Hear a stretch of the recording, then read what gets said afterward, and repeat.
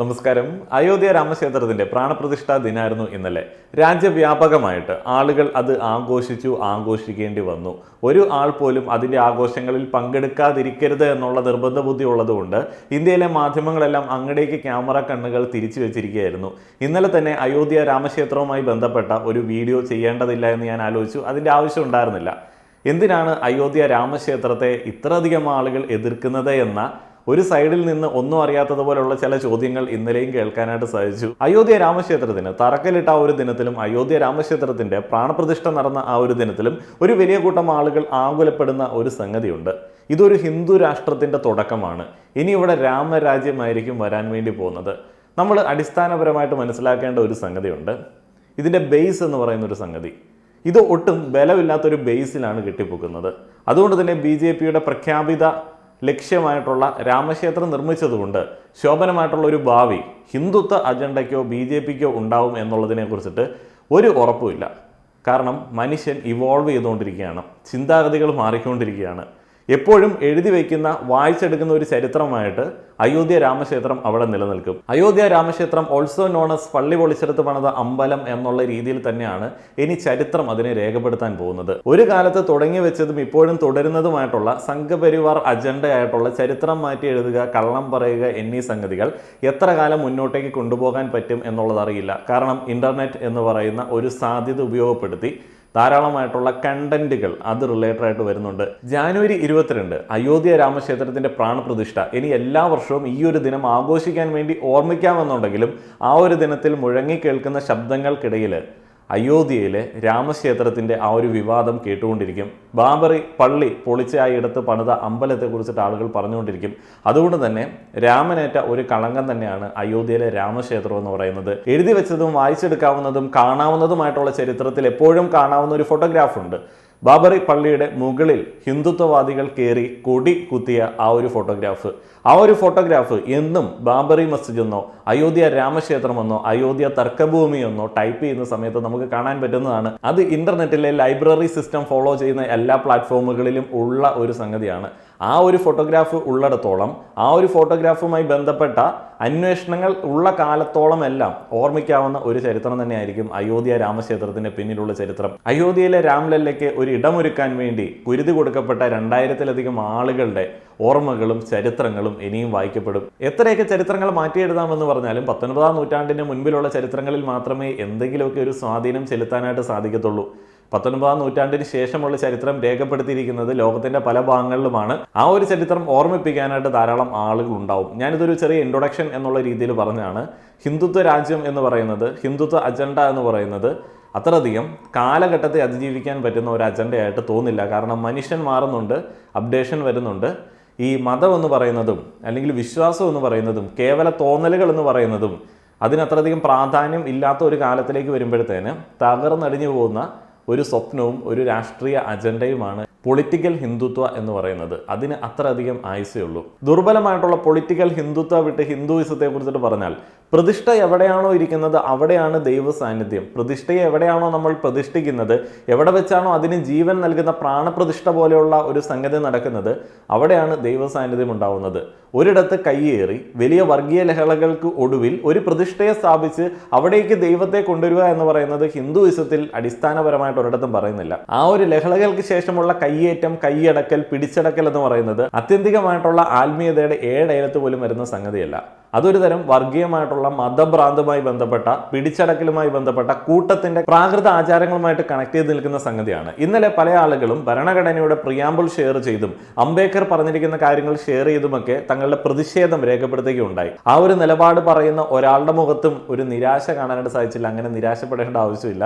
കാരണം ദുർബലമായിട്ടുള്ള ഹിന്ദുത്വ അജണ്ടയുടെ ഒരു വിജയം ആർക്കാണ്? അത് സംഘപരിവാരങ്ങൾക്കാണ് ആ ഒരു വിജയം എന്ന് പറയുന്നത്. ഇത്തരത്തിൽ വർഗീയമായിട്ടുള്ള ഒരു ചേരിതിരിവുണ്ടായി ആളുകളെ തമ്മിലടിപ്പിച്ച് കൂട്ടക്കുരുതികൾക്ക് മുകളിൽ ദുർബലന്റെ മേൽ വിജയം കൈവരിക്കുന്നത് അത്രയധികം സന്തോഷത്തോടെ, ഊറ്റത്തോടെ അങ്ങോട്ട് ആഘോഷിക്കാനായിട്ട് മിനിമം നിലപാടുള്ള, ചങ്കൂറ്റമുള്ള, മനുഷ്യത്വമുള്ള ഒരു മനുഷ്യന് പറ്റില്ല. അത് സംഘപരിവാരങ്ങൾക്ക് മാത്രമേ പറ്റുള്ളൂ. ഇതിൽ ഏറ്റവും വലിയ കോമഡി എന്താണെന്ന് വെച്ച് കഴിഞ്ഞാൽ, ഏമാനും തൊഴിലാളിയും ഏമാനും അടിമയൊക്കെ ആയിട്ടുള്ള ആ ഒരു ഹിന്ദുത്വ അജണ്ടയുടെ രീതികൾ എത്ര കാലം മുന്നോട്ടേക്ക് പോകും?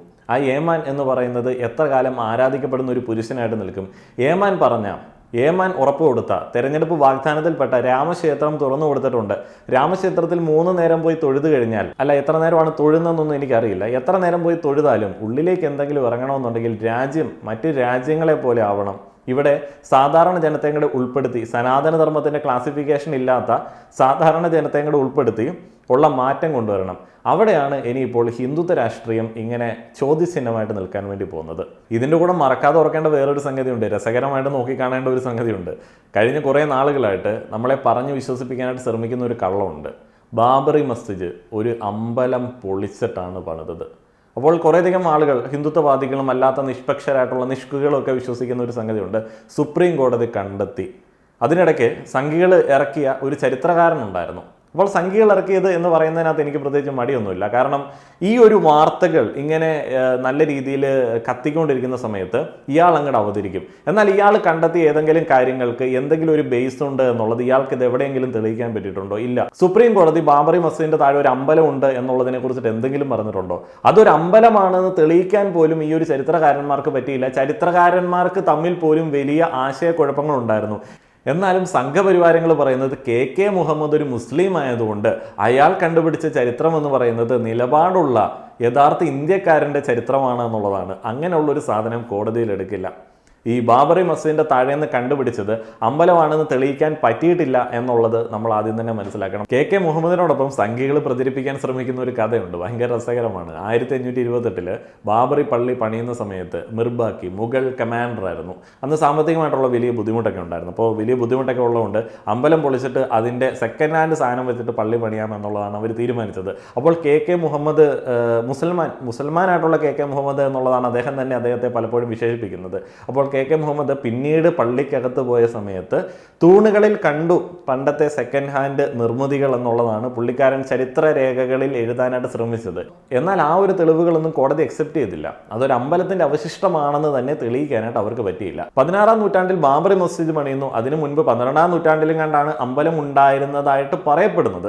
അപ്പോൾ ഈ ഇടക്കാലത്ത് അമ്പലത്തിന് എന്ത് സംഭവിച്ചു, അല്ലെങ്കിൽ അത് പൊളിഞ്ഞതാണോ പൊളിച്ചതാണോ എന്നുള്ളതിനെ കുറിച്ചിട്ടും ഒരു രേഖകളും ഇല്ല. നമ്മുടെയൊക്കെ വീടിൻ്റെ താഴെ, നമ്മുടെയൊക്കെ ആരാധനാലയത്തിൻ്റെ താഴെ കുഴിച്ചു നോക്കിക്കഴിഞ്ഞാൽ അങ്ങനെയുള്ള പല സാധനങ്ങളും കിട്ടാനായിട്ടുള്ള സാധ്യത ഉണ്ടാവില്ലേ എന്ന് അന്ന് ഞാൻ ആലോചിച്ചതാണ്. അങ്ങനെയുള്ള സാധ്യതകൾ, തോന്നലുകൾ, സ്വപ്നങ്ങൾ, അതിൻ്റെയൊക്കെ അടിസ്ഥാനത്തിലാണ് ശരിക്കും രാം ലല്ലയ്ക്ക് ഒരു ഇടം ഒരുങ്ങിയത്. കെ മുഹമ്മദും സംഘപരിവാറും കെ മുഹമ്മദ് ഒരു മുസ്ലിം ആണ് എന്ന് പറഞ്ഞിട്ടാണ് അദ്ദേഹം കണ്ടെത്തിയത് എന്ന് പറയപ്പെടുന്ന തെളിവുകൾ അത് സത്യങ്ങളാക്കി മാറ്റാനായിട്ടുള്ള ശ്രമങ്ങൾ നടത്തിയത്. ഇവിടെയും കോമൺ സെൻസ് ഉള്ള ആളുകൾക്ക് മനസ്സിലാവുന്ന ഒരു കാര്യമുണ്ട്, സംഘിയാവാനായിട്ടോ അല്ലെങ്കിൽ ഹിന്ദുത്വ അജണ്ടകളോട് പ്രേമം തോന്നാനായിട്ടോ ഇന്ന മതത്തിൽ വിശ്വസിക്കണം എന്നൊന്നുമില്ല. അപ്പോൾ ക്രിസ്ത്യാനികൾക്ക് കാസയുണ്ട്, സംഘപരിവാർ അനുഭാവ സംഘടനയാണ്. ഇപ്പോൾ കഴിഞ്ഞിടയ്ക്ക് അയോധ്യയിലേക്ക് ഒരു മുസ്ലിം യുവതി പോയി എന്നൊക്കെ പറഞ്ഞിട്ടുള്ള ചില പ്രചാരണങ്ങൾ കണ്ടില്ലേ? മുസ്ലിങ്ങൾ അത് വിശ്വസിക്കുന്നു, മുസ്ലിങ്ങൾ കണ്ടെത്തി, മുസ്ലിങ്ങൾ അതിനോട് അനുഭാവം പ്രകടിപ്പിച്ചു, അതുകൊണ്ട് നിങ്ങളെല്ലാവരും വിശ്വസിക്കണമെന്ന് പറഞ്ഞു കഴിഞ്ഞാൽ അതും വലിയ കോമഡിയാണ്. അതിനിടയിൽ ഇന്ന് പത്രത്തിൽ കണ്ട വളരെ രസകരമായിട്ടുള്ള ഒരു വാർത്തയാണ്. റാം റഹീം, ഇന്നലെ ഉണ്ടായ ഒരു കുട്ടി കിട്ടിയിരിക്കുന്ന പേരാണ് റാം റഹീം. രാമക്ഷേത്ര പ്രതിഷ്ഠാ ദിനത്തിൽ ജനനം, മുസ്ലിം ബാലന് റാം റഹീം എന്ന പേരിട്ട് മാതാപിതാക്കൾ. എന്തുകൊണ്ടാണ്? ഞാനടക്കമുള്ള ഒരു വലിയ കൂട്ടം ആളുകൾക്ക്, ഇന്നലെ നിങ്ങൾ കണ്ടില്ലേ, ധാരാളം പോസ്റ്റുകളൊക്കെ നിങ്ങൾ കണ്ടു കാണും, പള്ളി പൊളിച്ച് എടുത്ത് പണിത ആ ഒരു അമ്പലം ചരിത്രത്തിൽ അങ്ങനെ തന്നെ ഓർമ്മിക്കപ്പെടണം എന്നുള്ള നിർബന്ധ ബുദ്ധിയുള്ളത് വളരെ സിമ്പിളായിട്ടുള്ള ഒരു റീസണാണ്. അത് ഹിന്ദുവിനോടുള്ള വിരോധമോ രാമനോടുള്ള വിരോധമോ അല്ലെങ്കിൽ രാമക്ഷേത്രം വന്നതിലുള്ള അതൃപ്തിയൊന്നുമല്ല. 1992 ഡിസംബർ 6 എന്ന് പറയുന്നത് ഭരണഘടനാ ശില്പിയായിട്ടുള്ള അംബേദ്കർ മരിച്ച ഒരു ദിനമാണ്. ആ ഒരു ദിനത്തിൽ തന്നെ ഭരണഘടനയെ അട്ടിമറിക്കുന്ന ഒരു പ്രവർത്തനമാണ് ബാബറി മസ്ജിദ് പൊളിച്ചതിലൂടെ ഹിന്ദുത്വവാദികൾ നമ്മളുടെ മുൻപിലേക്ക് കാഴ്ചവെച്ചത്. അത് ഒരിക്കലും മറക്കാൻ പറ്റുന്ന ഒരു സംഗതിയല്ല. 1512 ഒരു ചരിത്രവും പറഞ്ഞ്, തോന്നലുകളും സ്വപ്നങ്ങളും പറഞ്ഞ് ഇവിടെയുള്ള ഒരു വലിയ കൂട്ടം ജനങ്ങളുടെ ആകെ പ്രതീക്ഷയായിട്ടുള്ള, അവർക്ക് സംരക്ഷണം ഒരുക്കുന്ന ഭരണഘടനയെ വെല്ലുവിളിച്ച് ഒരു കൂട്ടം ആളുകൾ ഒരു പള്ളി പൊളിക്കുകയാണ്. ഉത്തർപ്രദേശ് സർക്കാർ കോടതി അലക്ഷ്യം നടത്തുകയാണ്. അതൊരു തർക്ക മന്ദിരമായിരുന്നു. അതിനെ പൊളിക്കുക എന്ന് പറയുന്നത് കോടതി അലക്ഷ്യമാണ്. രാമായണം, മഹാഭാരതം, ബാലഭൂമി, ബാലരമ, ബൈബിൾ, ഖുറാൻ ഈ പറയുന്ന സാധനങ്ങൾ വായിക്കുന്ന സമയത്തല്ല ഒരു യഥാർത്ഥ ഭാരതീയൻ, ദേശീയതയുള്ള ഒരു യഥാർത്ഥ ഭാരതീയൻ ഊറ്റം കൊള്ളുന്നത് അത് അവന്റെ രാജ്യത്തിന്റെ ഭരണഘടന വായിക്കുന്ന സമയത്താണ്. അതിന്റെ പ്രിയാമ്പിൾ വായിക്കുന്ന സമയത്ത് കിട്ടുന്ന ആ ഒരു പവറൊന്നും വേറൊരു കഥപുസ്തകം വായിച്ചാലും കിട്ടത്തില്ല. ആ ഒരു ഭരണഘടനയെ അട്ടിമറിച്ച അത്രയധികം ദേശീയത ഉള്ള ആളുകൾക്ക് ആ ഒരു ഭരണഘടനയെ അട്ടിമറിച്ച ഒരു ദിനമായിട്ട് തന്നെയാണ് ഡിസംബർ 6-നെ ഓർക്കാൻ പറ്റുന്നത്. അതേപോലെ ആ ഒരു ഭരണഘടന ഇഷ്ടപ്പെടുന്ന ആളുകൾക്ക് ഭരണഘടനാ ശില്പിയുടെ ആ ഒരു മരണദിനത്തെ ആളുകൾ ഓർക്കുന്നത് ഈ ഒരു ബാബറി മസ്ജിദ് പൊളിച്ച ഭരണഘടനാ വിരുദ്ധമായിട്ടുള്ള പ്രവർത്തനത്തെ മുൻനിർത്തി തന്നെയായിരിക്കും ഇനിയുള്ള കാലഘട്ടങ്ങളിൽ. അതുകൊണ്ട് തന്നെ ഊറ്റം കൊള്ളാനായിട്ടൊന്നും ദേശീയത ഉള്ളിലുള്ള ആളുകൾക്ക് പ്രത്യേകിച്ചൊന്നും ഇല്ല ഈ പറയുന്ന രാമക്ഷേത്രത്തിനകത്ത്. അത് മറ്റേ ഹിന്ദുത്വവാദികൾക്ക് മാത്രമേ ഊറ്റം കൊള്ളാനായിട്ട് പറ്റത്തുള്ളൂ. അല്ലെങ്കിൽ ചരിത്രബോധമില്ലാത്ത ഒരു കൂട്ടം ആളുകൾക്ക് രാംലല്ലയെ ആ ഒരു ക്ഷേത്രത്തിൽ വെച്ചിട്ട് ആരാധിക്കാനായിട്ട് പറ്റത്തുള്ളൂ. ഇനി ബാബറി മസ്ജിദുമായി ബന്ധപ്പെട്ട ആ ഒരു ടൈം ലൈനിലേക്ക് പോയി കഴിഞ്ഞാൽ കുറച്ചും കൂടെ കാര്യങ്ങൾ നമുക്ക് ഓർത്തെടുക്കാൻ പറ്റുമെന്ന് എനിക്ക് തോന്നുന്നു.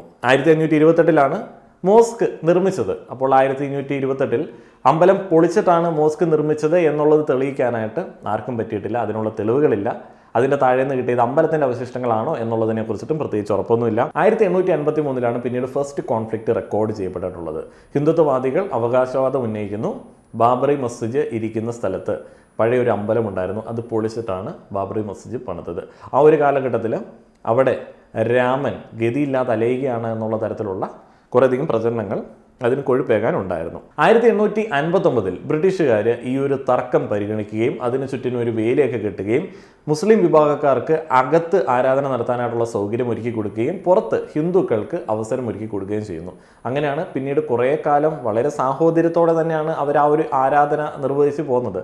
പുറത്ത് ഹിന്ദു മതവിശ്വാസികൾ ആരാധന നടത്തുന്നു, അകത്ത് മോസ്കിൻ്റേതായിട്ടുള്ള ആ ഒരു ആരാധനാക്രമങ്ങൾ, അതിനെക്കുറിച്ചിട്ടൊക്കെ ആ ഒരു ഡോക്യുമെൻ്ററിയിൽ നമുക്ക് കറക്റ്റായിട്ട് കാണാനായിട്ട് സാധിക്കും. ഡിസംബർ 23, 1949 ഇതിനെ ഒരു തർക്ക മന്ദിരമായിട്ട് ഗവൺമെൻറ് പ്രഖ്യാപിക്കുന്നു. കാരണം ഹിന്ദുത്വവാദികളിൽ ചില ആളുകളുടെ നിർബന്ധപ്രകാരം ഒരു സ്വപ്നത്തിൻ്റെ അടിസ്ഥാനത്തിൽ, തോന്നലിൻ്റെ അടിസ്ഥാനത്തിൽ എന്നൊക്കെ പറഞ്ഞ് ഒരു ഹിന്ദു പുരോഹിതൻ ഈ രാമവിഗ്രഹത്തെ പള്ളിക്കകത്ത് പ്രതിഷ്ഠിക്കുകയാണ്. അത് വലിയ തർക്കത്തിലേക്ക് പോകുന്നു. അങ്ങനെ അതൊരു തർക്ക മന്ദിരമാകുന്നു. പിന്നീട് അവിടെ ആരാധന നടന്നിട്ടില്ല. മോസ്കിൽ മറ്റേ മുസ്ലിം വിഭാഗക്കാർക്ക് ആരാധന നടത്താനായിട്ടുള്ള അവസരം ഒരുക്കി കൊടുക്കാമെന്ന് പറഞ്ഞിട്ടും പിന്നീട് അത് നടന്നിട്ടില്ല. 1950-61 കാലഘട്ടങ്ങളിൽ സിവിൽ സ്യൂട്ട്സ് ഫയൽ ചെയ്യപ്പെടുന്നതാണ് നമുക്ക് കാണാൻ സാധിക്കുന്നത്. 4 സിവിൽ സ്യൂട്ടുകളാണ്. അതിൽ ഹിന്ദുക്കൾക്ക് അവർക്കതിൽ ആരാധന നടത്തണമെന്നുള്ള ഒരു ആവശ്യം ഉന്നയിച്ചിട്ടുള്ള സിവിൽ സ്യൂട്ടുണ്ട്. അതേപോലെ തന്നെ അതിൻ്റെ അവകാശം, തർക്കമന്ദിരത്തിൻ്റെ അവകാശം തങ്ങൾക്ക് വേണമെന്നുള്ള സിവിൽ സ്യൂട്ട്സ് മുസ്ലിം വിഭാഗക്കാർ ഫയൽ ചെയ്യുന്നുണ്ട്. 1984 വിശ്വ ഹിന്ദു പരിഷത്ത് ടെമ്പിൾ കമ്മിറ്റി ഉണ്ടാക്കുന്നു. അവിടെ ഒരു ഹിന്ദു ടെമ്പിൾ ഉണ്ടാക്കാൻ വേണ്ടിയുള്ള പ്രവർത്തനങ്ങൾ ആരംഭിക്കാൻ വേണ്ടിയുള്ള ഒരു കമ്മിറ്റിയാണ് അന്ന് രൂപം കൊണ്ടത്. 1990 BJPയുടെ ക്യാമ്പയിൻ സ്റ്റാർട്ട് ചെയ്യുന്നത്, രാമക്ഷേത്ര ക്യാമ്പയിൻ. LK അദ്വാനി രഥയാത്ര ആരംഭിക്കുന്നു. രാജ്യവ്യാപകമായിട്ട് കർസേവകർക്ക് റിക്രൂട്ട് ചെയ്യപ്പെടുന്നതും ഈ നോർത്ത് ഇന്ത്യ മുഴുവനായിട്ടും രാമക്ഷേത്രത്തിൻ്റെ ആ ഒരു മിനിയേച്ചർ കൊണ്ടു നടന്ന് കാണിക്കുന്നതൊക്കെ ആ ഒരു കാലത്താണ്. അവിടെയുള്ള സാധാരണ ജനങ്ങളിലേക്കും അടിസ്ഥാന ജീവിത പ്രശ്നങ്ങളെല്ലാം രാമനാണ് നമുക്ക് വേണ്ടത് എന്നുള്ള ഒരു തോന്നലെത്തിക്കുന്നു. ജാതി ഭേദമന്യാണ് രാമക്ഷേത്രത്തിന് വേണ്ടി ആളുകൾ ഒത്തുകൂടിയത്. എന്നാൽ ആ ഒരു കാലഘട്ടത്തിലെ ക്യാമ്പയിനുകളിലൊന്നും അന്നത്തെ താഴ്ന്ന ജാതിക്കാരെ എന്ന് അവർ കൺസിഡർ ചെയ്യുന്ന ആളുകളെ മൈൻഡ് ചെയ്തിട്ട് പോലുമില്ല. എന്നിട്ടും ആ ഒരു ആവശ്യം, രാമക്ഷേത്രം എന്ന് പറയുന്നത് പൊതുവായിട്ടുള്ളൊരു ആവശ്യമാണ് എന്നുള്ളത് ആ ഒരു പാവങ്ങളെ പറഞ്ഞു വിശ്വസിപ്പിക്കാനായിട്ട് ഹിന്ദുത്വവാദികളെ കൊണ്ട് സാധിച്ചു. അന്നത്തെ വേദികളിലെ പ്രസംഗമൊക്കെ കേട്ട് കഴിഞ്ഞാൽ ഇന്നൊന്നും ആരും ഇത് അംഗീകരിക്കത്തില്ല. ഈ രാജ്യവ്യാപകമായിട്ടുള്ള ക്യാമ്പയിൻ പ്രതിഷേധങ്ങൾക്ക് കാരണമാവുന്നുണ്ട്, കലാപങ്ങൾക്ക് കാരണമാവുന്നുണ്ട്.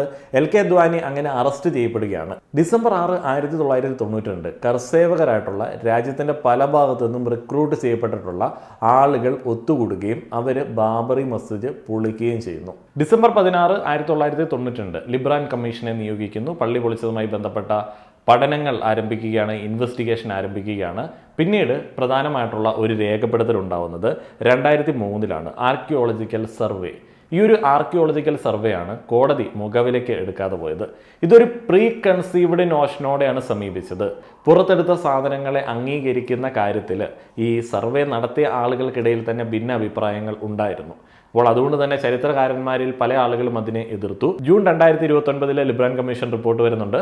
RSSന്റെ ഒരു പ്രാതിനിധ്യം പള്ളി പൊളിക്കലുമായി ബന്ധപ്പെട്ട കാര്യങ്ങളിൽ എത്രത്തോളം ഉണ്ട് എന്നുള്ളത് റിപ്പോർട്ടിലുണ്ടായിരുന്നു. അദ്വാനി പോലെയുള്ള പ്രമുഖ BJP നേതാക്കളുടെ പ്രാതിനിധ്യത്തെ കുറിച്ചിട്ട് റിപ്പോർട്ട് വ്യക്തമായിട്ട് പറയുന്നുണ്ടായിരുന്നു. പിന്നീട് അതുമായി ബന്ധപ്പെട്ട ട്രയലുകളൊക്കെ നടന്നു. സെപ്റ്റംബർ 2010 അലഹബാദ് ഹൈക്കോർട്ട് ഈ ഒരു തർക്കഭൂമി മുസ്ലിങ്ങളും ഹിന്ദുക്കളുമായിട്ട് ഷെയർ ചെയ്യണം എന്നുള്ള ഒരു വിധി പുറപ്പെടുവിപ്പിക്കുന്നു. 2.77 ഏക്കർ ടെമ്പിൾ കമ്മിറ്റിക്കും ബാക്കിയുള്ളത് മുസ്ലിം ഗ്രൂപ്പിനും കൊടുക്കാമെന്നുള്ളതായിരുന്നു ആ ഒരു വിധിയിലുണ്ടായിരുന്നത്. എന്നാൽ മെയ് 2011 സുപ്രീം കോടതി ഇരു വിഭാഗങ്ങളുടെ അപ്പീലിനെ പരിഗണിച്ച് അതിനെ റദ്ദ് ചെയ്യുന്നു. മാർച്ച് 21, 2017 ഒരു ഔട്ട് ഓഫ് കോർട്ട് സെറ്റിൽമെന്റിന് ചീഫ് ജസ്റ്റിസ് സജസ്റ്റ് ചെയ്യുന്നു. ഏപ്രിൽ 19, 2017 അദ്വാനി, മുരളി മനോഹർ ജോഷി എന്നിവർക്കെതിരെയുള്ള കോൺസ്പിറസി ചാർജസ് സുപ്രീം കോടതിയുടെ ഭാഗത്ത് നിന്ന് ഉണ്ടാവുന്നു. ഡിസംബർ 5, 2017 സുപ്രീം കോടതി ഇതുമായി ബന്ധപ്പെട്ട ഈ ഒരു തർക്കവുമായി ബന്ധപ്പെട്ട 13ഓളം അപ്പീലുകൾ കേൾക്കുന്നു. മാർച്ച് 8, 2019 വീണ്ടും ഒരു ഔട്ട് ഓഫ് കോർട്ട് സെറ്റിൽമെന്റിന് ട്രൈ ചെയ്യുന്നുണ്ട്. August 6, 2019 day to day hearing ആണ്. Supreme court commences day to day hearing on the Ayodhya land dispute. October 16, 2019 hearing concluded, order reserved. The Supreme Court concludes the hearing. The 5-judge bench reserved the judgment. November 9, 2019 the Supreme Court ruling. The Supreme Court rules that the land must be handed over to the trust to oversee the construction of Hindu temple. Subject to conditions, a separate piece of land in Ayodhya is awarded to Muslim groups. February 5, 2020 trust set up ചെയ്യുന്നു. A 15-member Shri Ram Janmabhoomi Teerth Kshetra trust is set up to oversee the construction and management of the temple. August 5, 2020 മുഖ്യ യജമാനൻ അതിന്റെ തറക്കല്ലിടുന്നത്. ഇതാണ് അയോധ്യ രാമക്ഷേത്രത്തിന്റെ തർക്കവുമായി ബന്ധപ്പെട്ട രാമക്ഷേത്രം ഉയർന്നു വരുന്നതിന് മുൻപുള്ള ആ ഒരു കാലത്തെ അതിന്റെ നാൾവഴികൾ എന്ന് പറയുന്നത്. ഈ ഒരു നാൾവഴികൾ പരിശോധിക്കുന്ന സമയത്ത് ദേശീയത, ഭരണഘടന അതൊക്കെ നെഞ്ചോട് ചേർത്ത് പിടിക്കുന്ന ഒരു വലിയ കൂട്ടം ആളുകൾക്ക് തീരെ മനസ്സിലാവാത്ത, യോജിക്കാൻ പറ്റാത്ത കുറേയധികം കാര്യങ്ങൾ കാണാനായിട്ട് സാധിക്കും. അതുകൊണ്ട് തന്നെയാണ് ഇതിന് അത്ര വലിയ പ്രഭയൊന്നുമില്ലാത്ത, ഈ ഒരു രാമക്ഷേത്രത്തിന് അത്ര വലിയ പ്രഭയൊന്നുമില്ലാത്തതും ഈ ഒരു രാമക്ഷേത്രം അഭിമാനത്തിൻ്റെ, ഒരു ഭാരതീയൻ്റെ അഭിമാനത്തിൻ്റെ ഒരു സിമ്പലായിട്ട് കരുതാനായിട്ട് പല ആളുകൾക്കും വിയോജിപ്പുള്ളതും. അപ്പോൾ അതിനകത്ത് അത്ര വലിയ സന്തോഷം തോന്നേണ്ട ഒരു സംഗതി ഹിന്ദുത്വവാദികൾക്കുണ്ട് എന്ന് എനിക്ക് തോന്നുന്നില്ല. എങ്ങനെയാണ് 12,500ഓളം ആളുകളെ കൊന്നൊടുക്കിയ വർഗീയ ലഹളകൾക്ക് ശേഷമുള്ള ഒരു സമാധാന മന്ദിരം എന്നൊക്കെ അവകാശപ്പെടുന്ന ഒരു ഇടം എന്നൊക്കെ പറയുന്നതിനകത്ത് സംഗതിയില്ല. അപ്പോൾ കാലമെന്ന് പറയുന്നത് ഇന്ന് ഇവിടെ അവസാനിക്കുന്നതോ അല്ലെങ്കിൽ നരേന്ദ്രമോദിയോടുകൂടെ തീരുന്നതോ അല്ല. കാലചക്രം വീണ്ടും ഉരുളും, ചരിത്രമൊക്കെ വീണ്ടും വീണ്ടും വായിക്കപ്പെടും. ആ ഒരു ചരിത്രമൊക്കെ പിന്നീട് ആളുകൾ എടുത്തു വെച്ച് ക്രിട്ടിസൈസ് ചെയ്യും. അന്ന് ഹിന്ദുത്വവാദികൾ ഓഫർ ചെയ്ത കാശിയും മധുരയും പിടിച്ചടക്കൽ പോലുള്ള കാര്യങ്ങളൊന്നും ഇനി നടക്കും എന്ന് തോന്നുന്നില്ല. ഇതിന് ശേഷം എന്ത്? ഇതിന് ശേഷം ചോദ്യചിഹ്നം. കുറേയധികം തെരഞ്ഞെടുപ്പ് വാഗ്ദാനങ്ങളുണ്ട്. അതൊന്നും ഈ പറയുന്ന അടിസ്ഥാന വർഗത്തിന് ഒരു ഗുണവും നൽകുന്ന തെരഞ്ഞെടുപ്പ് വാഗ്ദാനങ്ങളൊന്നുമല്ല. കുറേയധികം ഹിന്ദുത്വവാദികൾക്ക് ഊറ്റം കൊള്ളാനായിട്ട്, കാലിൻ്റെ അടിയിലെ മണ്ണൊലിച്ച് പോകുന്ന സമയത്ത് ഇങ്ങനെ ഊറ്റം കൊള്ളാനായിട്ടും പാണ്ടിലോറിക്ക് ഫ്രണ്ടിൽ തവള വയറ് വെറുപ്പിക്കുന്ന സമയത്ത് കിട്ടുന്ന ഒരു ഉന്മാദം അനുഭവിക്കാനായിട്ടും ഒക്കെയുള്ള സംഗതി മാത്രമേ ഉള്ളൂ ഇതിനകത്ത്. അല്ലാതെ ഇതൊന്നും ഒരു ആത്യന്തികമായിട്ടുള്ള വിജയമോ ഇതിനകത്ത് എന്തെങ്കിലും സംഗതിയൊന്നുമില്ല. നിങ്ങളുടെ അഭിപ്രായങ്ങൾ പറയുക. നന്ദി.